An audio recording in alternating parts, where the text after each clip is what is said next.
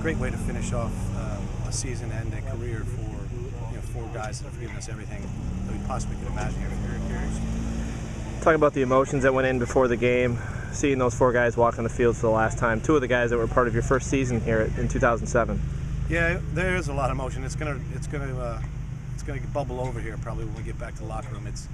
They have put in more than I could have ever asked them to do. It's a lot of fun to see them leave it on the field every day and also win like they have this year. So very proud of them, and we're looking forward to spending the 2 minutes in the locker room with them to enjoy it. Talk briefly about the game. I mean, the outcome was 6-0. You started some guys, seniors, and some other guys that you don't normally start, and you got some guys some work for the years ahead. But they played a trap-style defense that was pushed up. Talk about how you got over it and finally in the second half broke away with 5 goals. Yeah, I think what happened was we were a little bit confused. Haven't seen anything like that in a long time, and I think the guys kind of started to figure it out. We had talked about it the day before, and we knew we needed to do, but the execution wasn't good. So once we got a halftime talk in and got it kind of sorted out, it moved pretty quickly, and then it was opened up. So it's good for us to learn, and it's also good for my young guys to kind of see it. So. What's the biggest adjustment for a defense like that when they're pushing up? How do you adjust to it? You really just have to be patient, and you have to be really intelligent of when your runs come from and where they come from.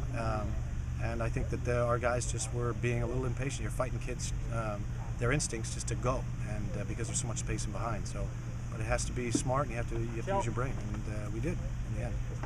Obviously, that patience paid off with 5 goals in the second half. Just talk about what you saw out of some guys that'll all be back next year that scored goals.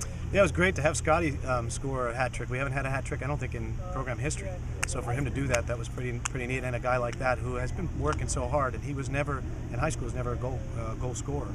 He was always a guy that played on the flank, and he's done very well, and I'm very happy for him. The guys in general, the young guys, it was good just to get there, get some time on the field and get some understanding with each other. But that's all going to be really taken care of in the spring.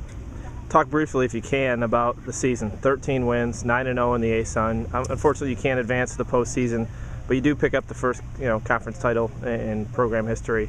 But just talk about what the season has been like. Well, it's like funny. My wife and I were talking about this morning, and it's my family misses me, but we also would like to be playing longer, and I think so with these guys. They've done something pretty amazing and deserve to be playing the postseason, and we believe that we would go a good distance in the postseason. But right now we're just happy with what we have and what we're looking for in the future, and this is a great building block for our program. If you had to leave the 4 seniors with a message, to them as they walk off the field for the last time, what would it be? That they are never going to be far from us, because they have always they were the ones that built it, and they've always done the things the right way to get this thing going in this direction. So no matter where they are, they can always be on the web and see what the creation of their program and the exciting times that are ahead. And for me, that is just if I was a player and a senior at this point, I'd be really excited about what my program looks like when I left it.